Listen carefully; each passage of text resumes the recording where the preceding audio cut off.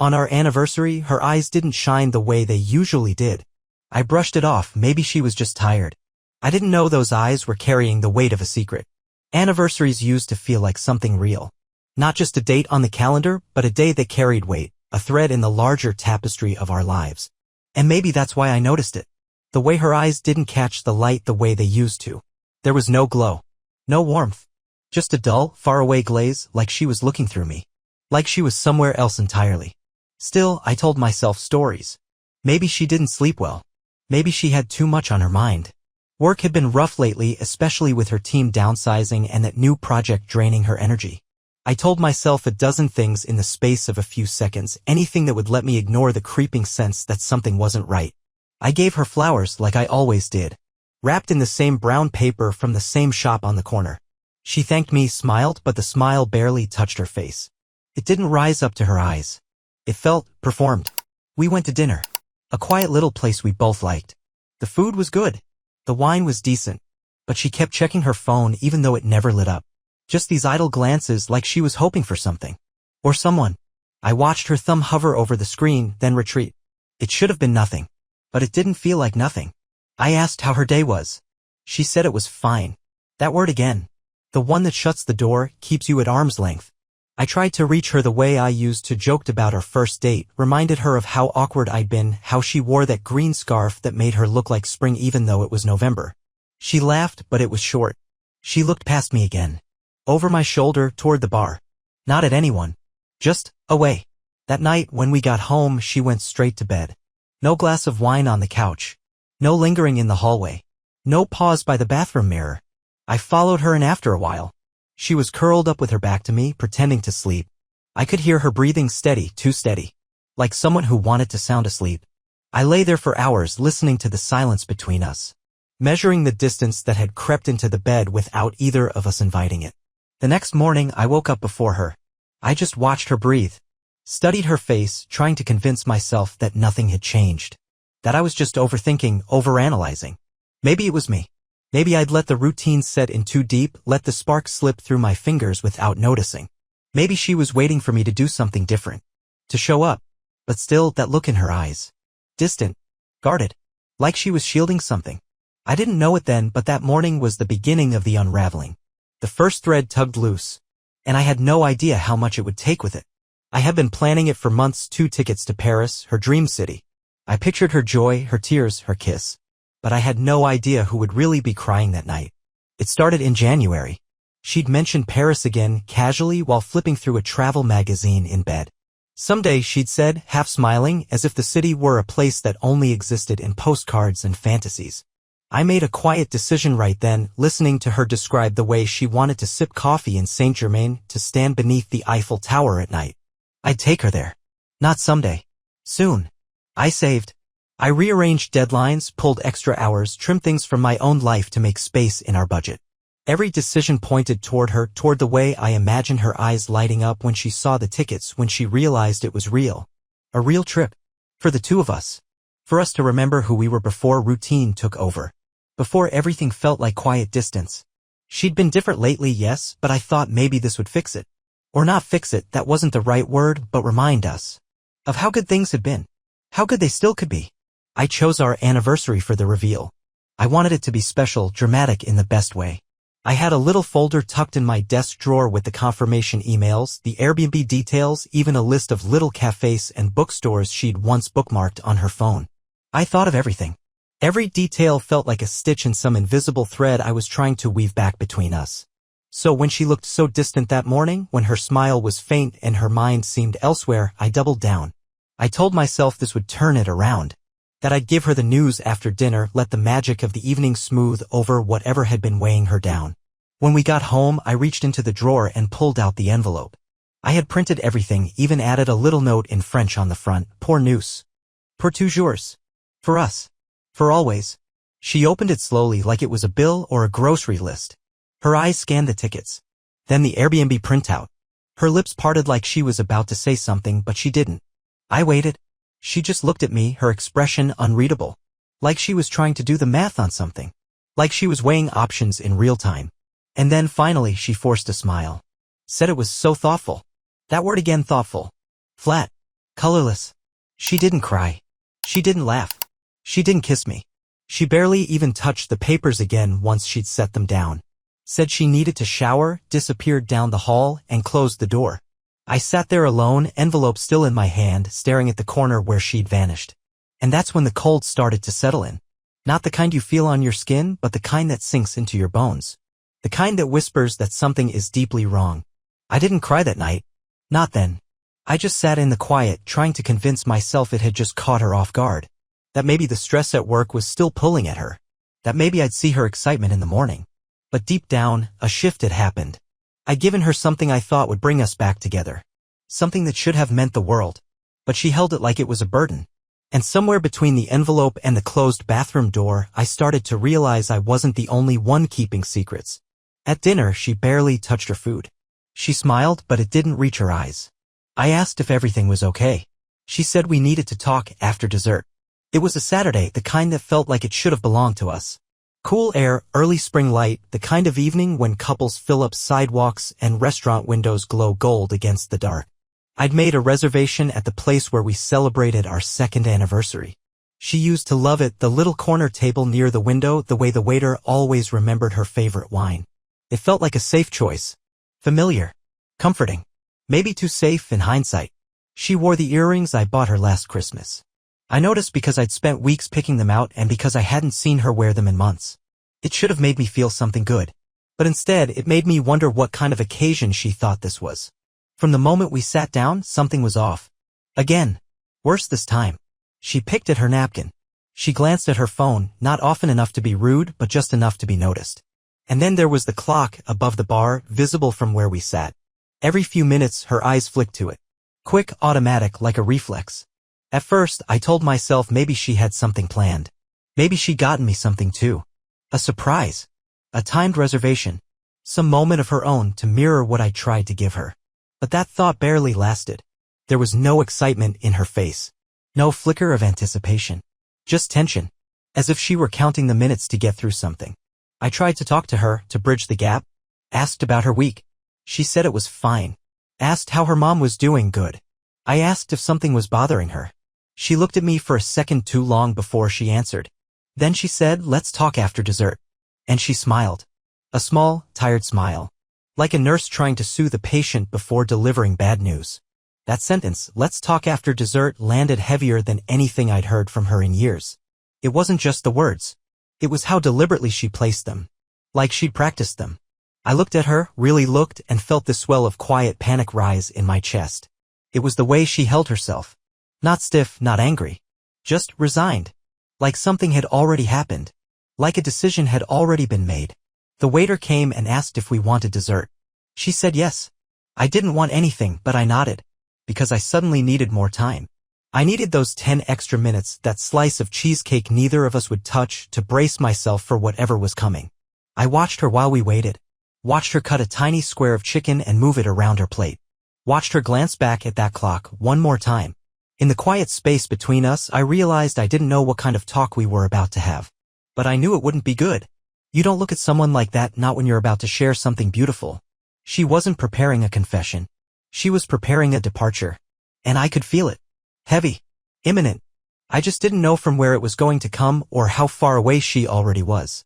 I've been seeing someone else, she said. Just like that. No build-up, no excuses. My fork slipped from my hand. I stared at her, waiting for the punchline. There wasn't one.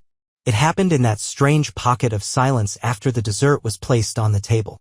The slice of cheesecake sat between us. Untouched. Absurdly delicate. She looked at it for a second. Then looked at me. Not apologetically. Not cruelly. Just directly. Like someone reading out a lab result. Clinical. Final.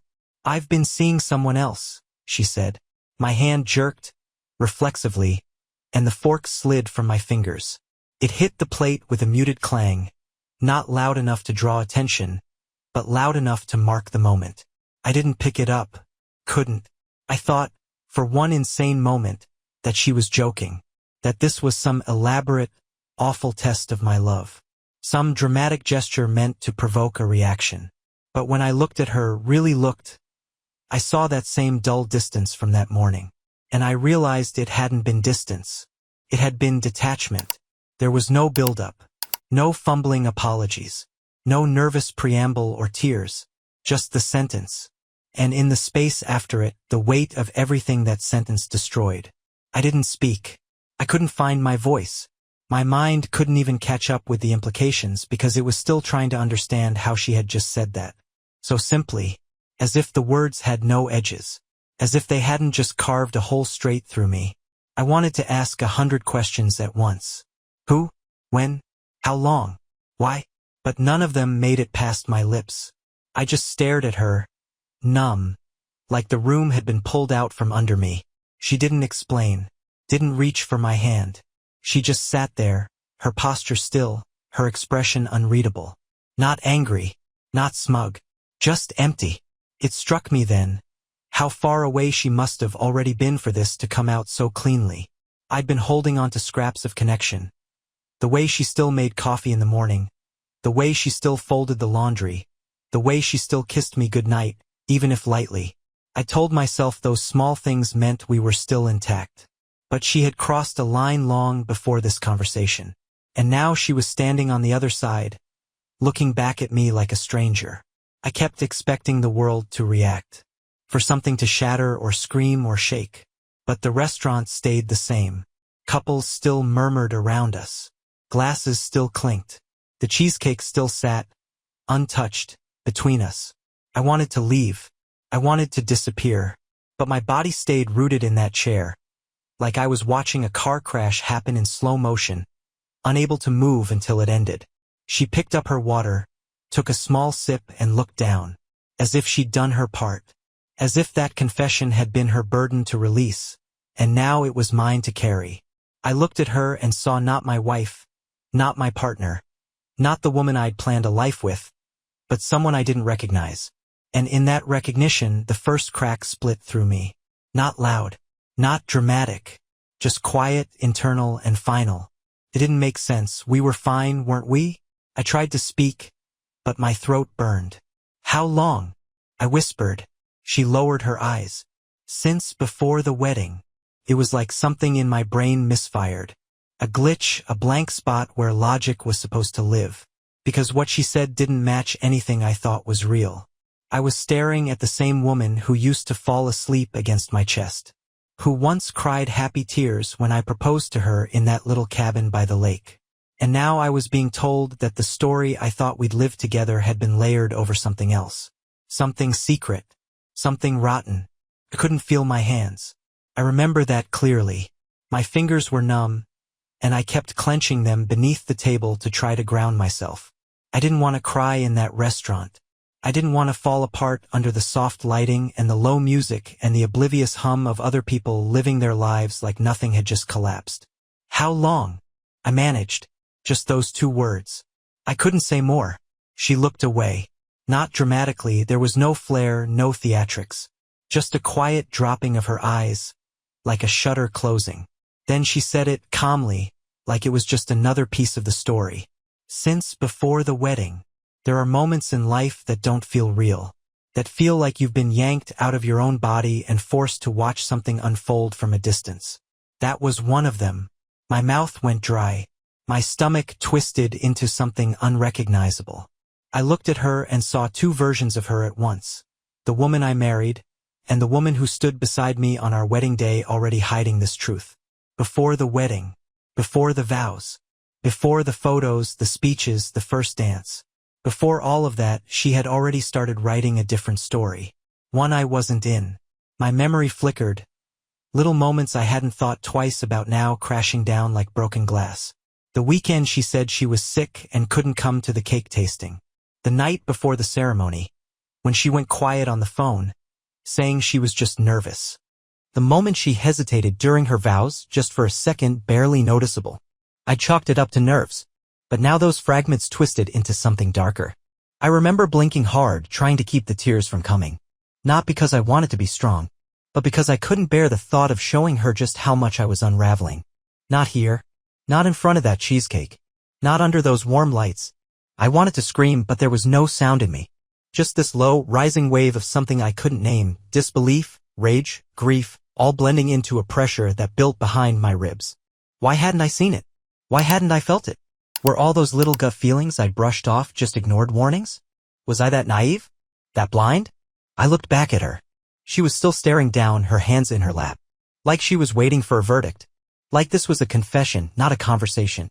The room felt like it was tilting. The walls closing in, the ceiling pressing down. I couldn't breathe properly. I wanted to leave, but I didn't trust my legs to carry me. Everything felt distant, warped. I didn't say another word. Couldn't.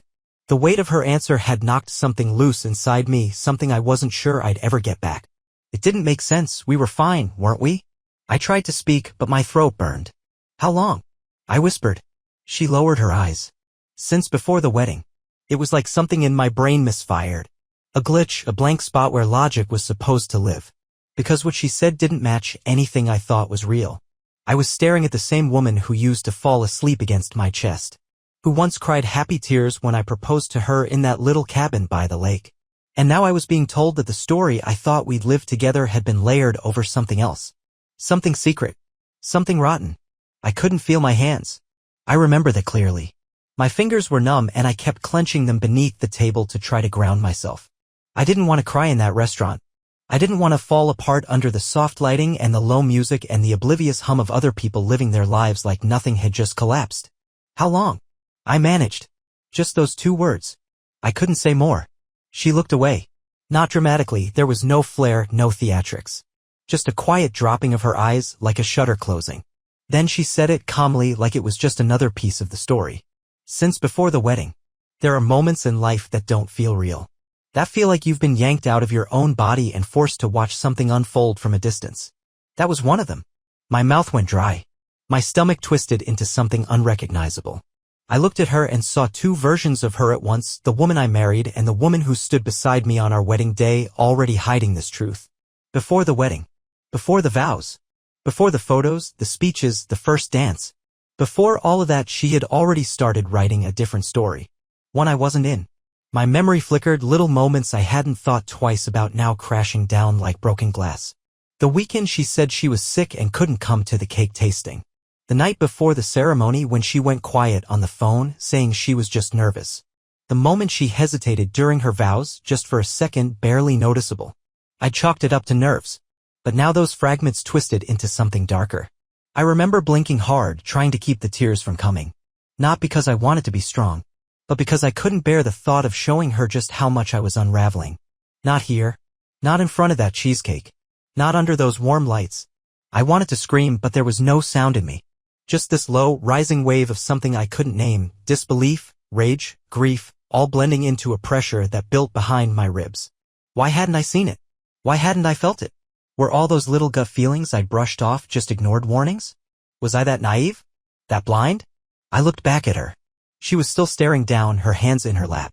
Like she was waiting for a verdict. Like this was a confession, not a conversation. The room felt like it was tilting. The walls closing in, the ceiling pressing down. I couldn't breathe properly. I wanted to leave, but I didn't trust my legs to carry me. Everything felt distant, warped. I didn't say another word. Couldn't. The weight of her answer had knocked something loose inside me, something I wasn't sure I'd ever get back. I pulled away. How dare she try to comfort me now? She said she didn't plan to fall in love with someone else. That she tried to stop. But I wasn't hearing any of it. She reached for my hand like it still belonged to her. Like the weight of her words hadn't just broken something irrevocable. Her fingers were tentative, barely grazing mine, and for a moment, just a fraction of one, I felt the old reflex to meet her there. To take her hand, to absorb whatever pain she was feeling, to do what I always did, make it easier for her.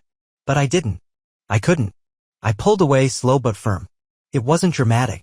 I didn't yank back like a child scorned. I just took what was mine and reclaimed it, my hand, my skin, my right to be angry. To feel what I was feeling without cushioning it for her sake. She let her hand fall into her lap. Quietly. No protest. No further reach. Just acceptance. Like she'd expected it.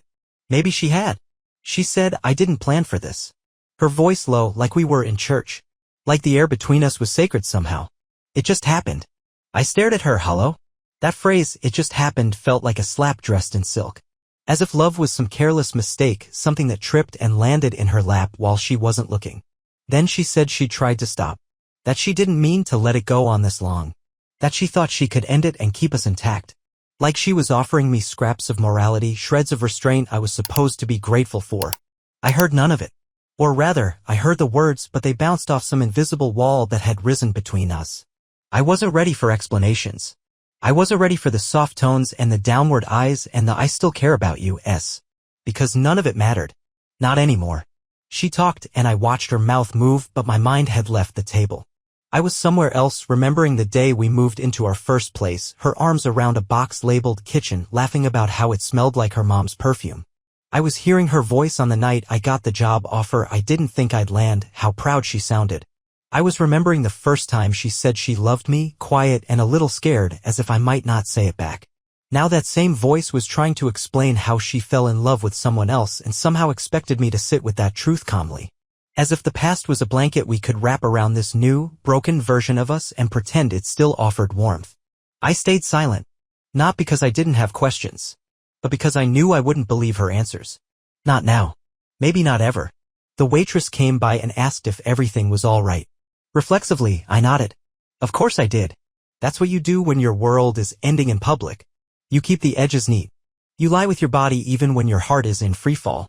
When she walked away, I caught my reflection in the dark window beside us. I looked like someone else. Someone older. Smaller. A man who had loved deeply and had just learned that love didn't guarantee loyalty. That sometimes even the people who know you best are the ones who hurt you the quietest.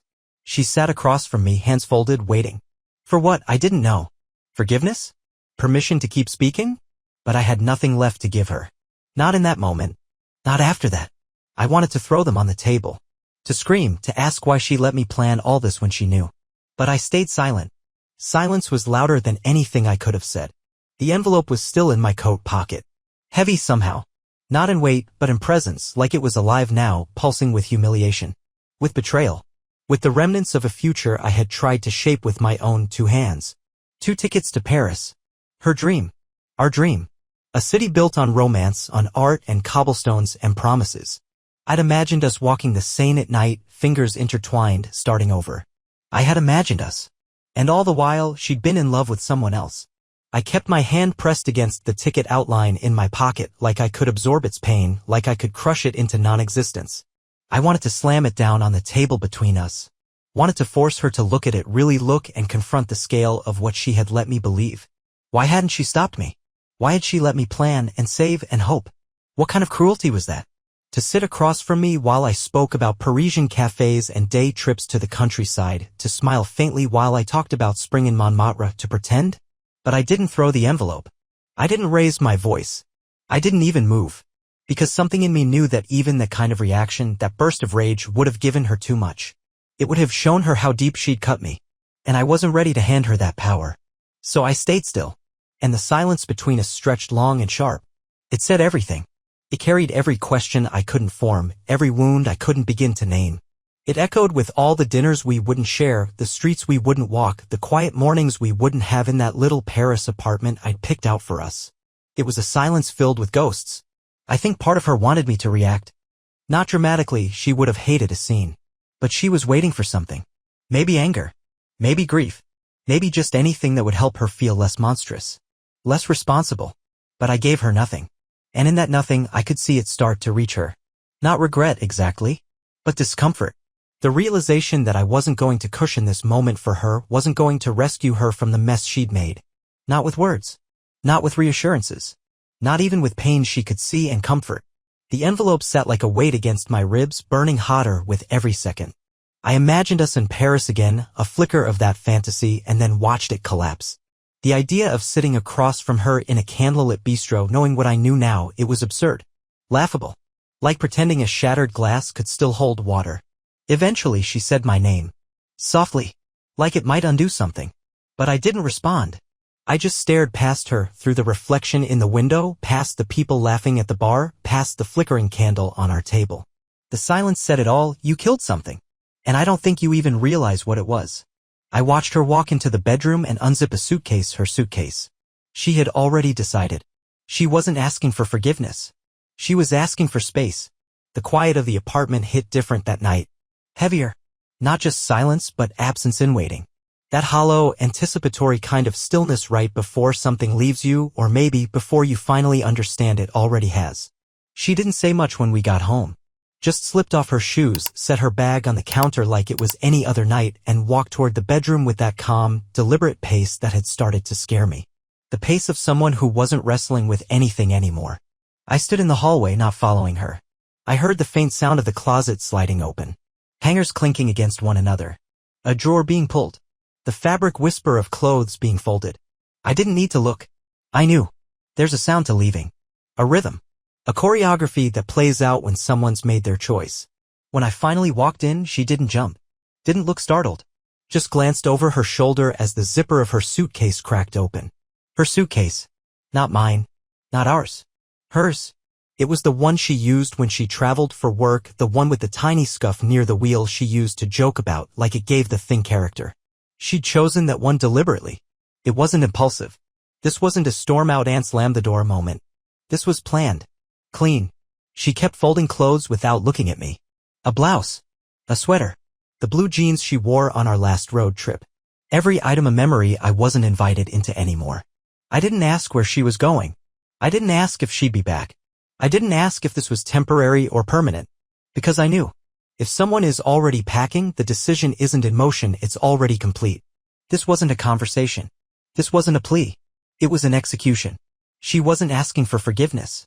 There were no, I'm sorry, no, I didn't mean to hurt you, She wasn't asking me for anything, not even understanding. She was asking for space.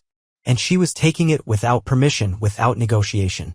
And still, part of me wanted to stop her. To say something. Anything. To pull us back from whatever edge we had crossed. But I didn't know how to speak anymore without unraveling. So I just stood there. Watching her pack up not just clothes, but the shape of our life. Folding it away. Piece by piece. She paused once, just once, holding a scarf I bought her 2 winters ago. She stared at it for a moment, then placed it carefully in the side pocket of the suitcase. Not the trash. Not left behind. Taken. As if she couldn't bear to leave everything, as if some part of her still needed a thread of familiarity in the new world she was walking toward. The zipper closed. That final sound. That quiet click of a suitcase ready to go. She didn't cry. Neither did I. There was nothing theatrical about it. No slammed doors. No raised voices. Just a woman who had made a decision and a man who had to watch her carry it out. The quiet dignity of departure. Or maybe the quiet cruelty of it. She walked past me, suitcase trailing behind her like a shadow. Our eyes met for a moment. Hers didn't plead. Mine didn't stop her. She left. And the apartment, once too small when filled with love and noise and everyday mess, suddenly felt endless. She folded clothes with trembling hands. No tears, just this hollow calm. Like she'd already cried enough to numb herself. I wasn't sure who she was anymore. I couldn't make myself walk in. I just stood there, partway down the hall, leaning against the wall like a man who'd forgotten how to move. My body heavy, useless. Everything inside me turned static like a signal gone dead. She didn't know I was watching. Or maybe she did, maybe she just didn't care anymore. I could see her from where I stood, the soft lamp by the dresser casting long shadows across the room. Her back was to me. Shoulders stiff. Movements tight and careful like she was trying to control the tremble in her fingers and failing. Each item of clothing she folded was too deliberate, too neat. It didn't feel like she was packing for a trip. It felt like she was trying to pack away guilt, tuck it into corners and zip it shut. But the guilt didn't look fresh. It looked old. Used. Like it had lived inside her for months, maybe longer. And now it had simply calcified into something else. Numbness. She moved with the eerie calm of someone who had already broken down long before this moment. Someone who had screamed all their silent screams weeks ago, maybe alone, maybe in a car parked somewhere at night, who now had nothing left to give but stillness. And that stillness terrified me. I kept scanning her face for cracks. For something human. But all I saw was a woman I didn't recognize anymore. She looked like my wife, same frame, same movements, same hands that once touched my face with so much care, but she wasn't her. Not now. Not like this. I kept thinking about all the mornings we spent in this room. Half-asleep conversations, shared coffee in bed, music playing from her phone while we dressed for work. I thought about how many times I'd stood right where she was, folding laundry while she read aloud from whatever book she was devouring. Those memories weren't even a year old. But standing there now, they felt ancient. Fossils of a life I couldn't access anymore. She folded a hoodie and paused for a second. Her fingers hovered. Her eyes locked on the fabric. I don't know what she was thinking, but I could tell it hit her, something did. Her jaw tensed, then released. Still, no tears. Not a single one. Just that hollow calm. That's what stayed with me. Not her words. Not the packing. Not the suitcase by the door. It was the look in her eyes, empty, distant, already halfway gone. I wanted to say something. Anything. Not to change her mind, I knew that window had closed, but just to touch whatever part of her I once knew. Just to reach across the space and feel like I was speaking to the same person I married. But I didn't. I stayed frozen. A bystander in my own home, watching the last pieces of my life get folded into a bag I wouldn't be carrying. I thought betrayal would look louder. That it would come with slammed doors or screaming or some final dramatic gesture. But this was worse. This was quiet. Methodical. The end of a love story told in hushed movements and trembling hands. And I realized, standing there in that hallway, this isn't how people leave when they're angry. It's how they leave when they're already gone. Tucked in my drawer, written a year ago, here's to forever, my love. I stared at it, wondering if she meant it even back then. Or was it all a lie from the start? I didn't go looking for it. I wasn't in some desperate hunt for meaning or closure. I opened the drawer just to find a pair of socks, something mundane, something to fill the empty space left in her wake. And there it was, the card. White envelope, still slightly bent at the corner where I'd clumsily stuffed it away last year, not out of carelessness, but out of habit. I'd kept it. Of course I had. It was from our last anniversary, the one I thought had been quiet but good. I remember how she'd handed it to me over coffee, sleepy and smiling, her hair still damp from the shower. I hadn't even read it right away. I'd kissed her and tucked it into my drawer, telling myself I'd read it later once the day had settled. I did read it eventually, but I hadn't touched it since. And now here it was. A relic. I slid it open, slowly, like it might explode in my hands.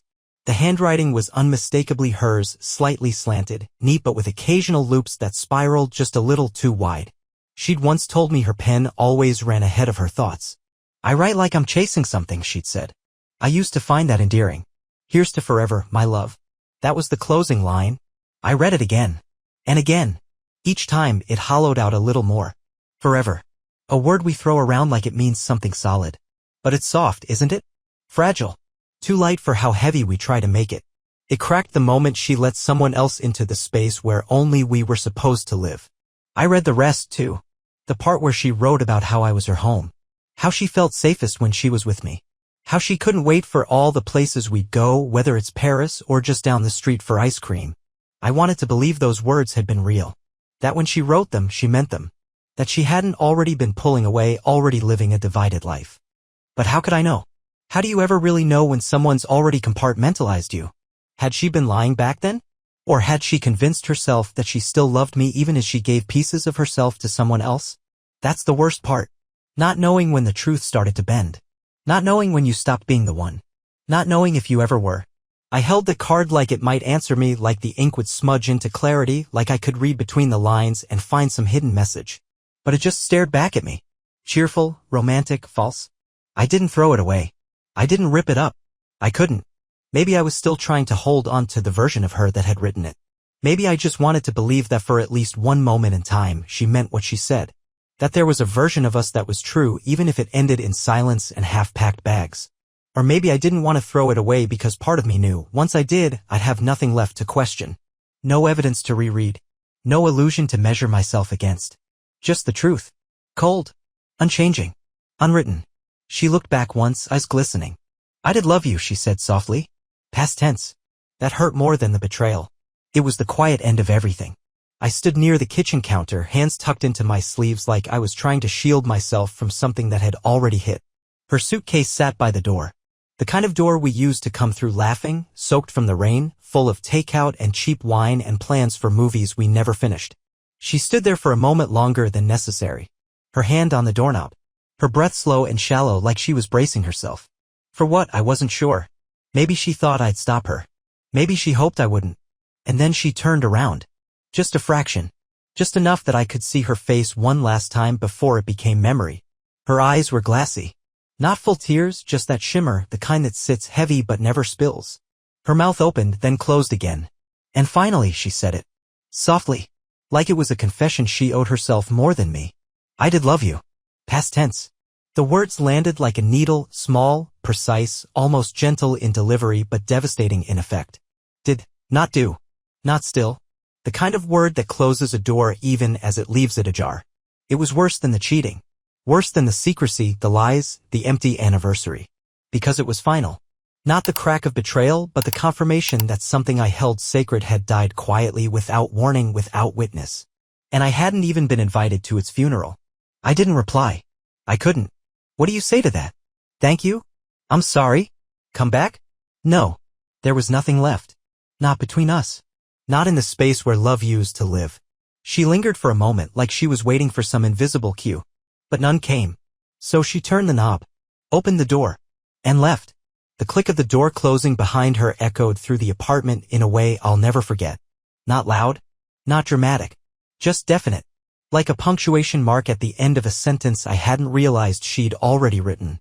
I stayed there for a long time, listening. Not for footsteps, not for a knock, but for the silence to shift. It didn't. I walked over to the window, pulled the curtain back just enough to see her dragging the suitcase down the sidewalk. The street lamp caught her hair the same way it had on the night I first kissed her. But this time she didn't turn around. That was the part that undid me, not the betrayal, not even the goodbye. It was knowing she didn't need to look back, because she had already let go. And now I was the only one left holding on to something that no longer existed. Paris. 5 nights, river cruise, Eiffel Tower dinner. I held it in my hands like it was some kind of joke now. All that planning for a ghost of us. The apartment was painfully quiet. Still too warm with the echo of her presence, but already colder in all the ways that mattered. I sat on the edge of the bed, the same bed she'd walked away from without hesitation, and pulled the envelope from my coat pocket. I didn't even know why. Maybe I needed proof that something had once been real. Or maybe I wanted to punish myself with it, to look directly at what I'd built for a future that no longer existed. The flap opened too easily, like the paper had softened over the weeks it had waited, hopeful, unaware of the weight it now carried. I slid the tickets out one by one. Printed confirmations. Flight times. The itinerary I'd agonized over: 5 nights in Paris, a river cruise on the Seine, dinner reservations with a view of the Eiffel Tower. Each piece was crafted with care, a blueprint for rekindling something I didn't know was already burning down. I stared at the words, the dates, the smiling stock photo couple on the brochure that mocked me now. Every line, every digit, every cheerful promise felt like it belonged to someone else's life. I had planned a romantic escape, and what I held in my hands now felt like a eulogy. There was a time when I pictured us there together. Her face lit up with surprise, laughing beneath those string lights by the river, a scarf wrapped around her neck while she reached for my arm. I imagined her crying, not from betrayal, but from joy. Gratitude. Love. But those were fantasies built on a broken foundation. She had already crossed a line I hadn't even seen. Already drifted. Already rewritten our story in her head. And I had planned a trip for 2 while she'd been slowly boarding another flight entirely, one that didn't include me. It struck me then how much of love is about faith. Blind faith sometimes. We build these lives on the assumption that tomorrow will still include the same people. That effort means something. That plans matter. But the truth is they don't, not when hearts change. Not when someone starts packing long before they tell you they're leaving. The envelope sat in my lap, limp and cruel. I ran my thumb over the embossed print, still crisp, still full of intent. A kind of cruelty in itself, that something so full of hope could exist in the same world where she could look me in the eye and say, "Did love you." I could cancel the tickets. I probably would. But not yet. Not that night. That night I needed to sit with them. To feel their weight. To stare at the ghost of a trip meant for us and understand that there was no more us. Just me. And an envelope full of paper, full of promises, full of a future that had already walked out the door. What happened? You two were perfect. I didn't have answers. Just stories I replayed alone. I said we drifted. That things just ended. The truth was too heavy. It started with texts. Little pings of curiosity wrapped in concern. Haven't seen you two in a while? You okay? Then came the in-person check-ins, during lunch breaks, quick coffee runs, the kinds of encounters that used to feel casual but now carried an undercurrent. Everyone was careful at first. Polite. But beneath the surface I could feel the question tightening. What happened? It's a strange thing how quickly people sense the shift. How silence starts to announce itself louder than words. We hadn't posted anything in weeks. No couple photos. No late-night dinner snaps. No shared moments. Just digital stillness. And in this world, stillness raises alarms. They all thought we were perfect. The couple that balanced each other. The ones who hosted game nights, who remembered birthdays, who laughed easily in public and touched shoulders without thinking. We were the couple people pointed to when they talked about stability. Partnership. Forever. So when I showed up alone, once, then again, then always, the questions came. I tried to answer, but my throat would tighten every time. I said the safe things. The palatable things. We drifted. Things just got complicated. It was mutual, really. Just time. But it wasn't mutual. And it wasn't time. And it wasn't just drifting. It was betrayal, quiet and complete. It was lies told with smiles. It was futures erased while I still thought we were building them. But how do you say that out loud? How do you sit across from people who still believe in what you lost and tell them that the love they admired was already unraveling while they were toasting to it? So I said nothing real. I nodded. I smiled when they said, "You seemed so happy." I let them fill in the blanks with their own soft assumptions. Let them believe it had been peaceful, mature, reasonable. Because the truth was too heavy. Too raw. It wasn't for public consumption. The truth is, I replayed it all in my head 100 times a day. Her face that night at dinner. Her fingers trembling as she packed. The way she said, "I did love you," like it was the kindest parting gift she could offer. The way I held Paris in my hands like a joke no one would ever laugh at. I thought I could talk about it eventually. That time would dull the sharp edges enough to explain. But every time someone asked, I felt like I was protecting something, not her, not even us, but myself. From the look I'd see in their eyes once they knew. From the shift in their voice. From the unspoken pity that always comes after truth. So I carried the story alone. Quietly. Like a bruise that hadn't fully surfaced. And when they asked what happened, I just nodded, looked down, and said, "Sometimes things end. No calls. No texts." I half expected her to come back, to say she made a mistake. But she didn't. And maybe that was her real answer, not the affair, but the absence. It's strange how quickly someone can vanish from your life. Not in the physical sense, her things were gone, her presence erased, but in the way that mattered most. The silence wasn't just the absence of words. It was the absence of recognition. No check-ins. No apologies. No, "Are you okay?" Not even a placeholder message to say goodbye more fully. She was just gone. The first few days I kept waiting. For anything. A message. A missed call. Even a receipt for the plane ticket I booked, just to know she'd seen what I tried to give her. I thought maybe she needed time to process. Maybe the weight of what she'd done hadn't hit her yet. Maybe, just maybe, she'd wake up and feel something sharp enough to reach for me again. But the silence kept growing. It stretched across the hours, days, then weeks. A slow, suffocating fog that refused to lift. I still caught myself listening for her footsteps in the hallway or glancing at the door around the time she used to come home. I kept half-dreaming I'd hear keys in the lock, that she'd walk in and collapse into my arms, sobbing, saying it was all a mistake, that she didn't know what she was doing, that she still loved me. I wanted that moment so badly, I rehearsed it in my head like a scene from a film. But it never came. And eventually, I had to ask myself why I wanted it at all. Was I still hoping for her, or just hoping to not be alone with what she'd left behind? The affair had shattered me, yes. But it was the silence afterward that hollowed me out. The way she didn't even look back. The way she didn't try to fix it. Didn't ask if I was okay. Didn't explain. That was the real betrayal. Because even when you make mistakes, even when you do the unforgivable, there's still a choice in how you leave. And she left like I didn't exist anymore. No closure. No remorse. Just absence. And in that absence, I started to realize something. If you love someone, truly, you don't vanish. Not like that. You don't leave them bleeding in the wreckage you helped create and pretend there's nothing to salvage. Her silence wasn't avoidance. It was her answer. Louder than any confession. Sharper than any argument. She didn't come back. Not even to check the damage. And maybe that told me more about her and about the life we had than anything she could have said. She had left long before the door closed. And now I was learning how to live with the echo. I went to Paris alone. Sat on a bench overlooking the Seine. I let the pain exist, let the wind carry it. She left me in pieces, but somehow I still felt whole. I kept the tickets. Not out of hope or denial or some grand gesture toward forgiveness. I kept them because I needed to see if I could still live inside the dream, even if the dream had changed shape. I needed to prove to myself more than anyone that I could carry what happened and still move forward, even if it meant walking alone. The day of the flight, I packed a small bag. No fanfare. No itinerary this time. Just enough clothes to get by and a journal I hadn't written in since the night she left. At the airport, everything felt surreal, like I was stepping into someone else's life. The gate agent smiled and said, "Enjoy your trip." I nodded and said thanks, even though I wasn't sure what kind of trip this would be. When I landed in Paris, the city felt like a whisper. Nothing loud or cinematic. Just soft, old buildings and cobblestones, the kind of streets that ask you to slow down. I didn't go to all the places I'd planned. I skipped the dinner reservation, skipped the river cruise, skipped the little Airbnb surprise I'd booked with the balcony view. But I did sit on a bench by the Seine. The one I'd pictured us on when I made the plans months ago. The sky was overcast, the water moving slow and indifferent beneath the bridges. I sat there for a long time, watching people pass, couples, tourists, locals walking their dogs. Life continued. Unaware. Unbothered. And that somehow made it easier. I pulled out the journal. Wrote a few lines. Nothing profound. Just thoughts. Fragments. Like, she left. I stayed.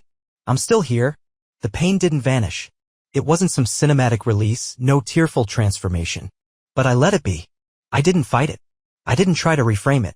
I let it sit beside me like an old friend I no longer resented. And in that quiet acceptance, something shifted. She had broken something in me. That's true. But she didn't destroy me.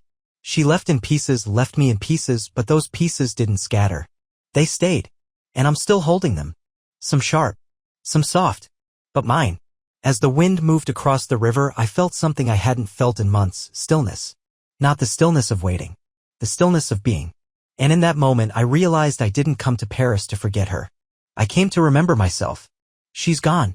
The life we built gone too. But I'm still here. Still standing. Still breathing. And somehow beneath all the wreckage, I still felt whole.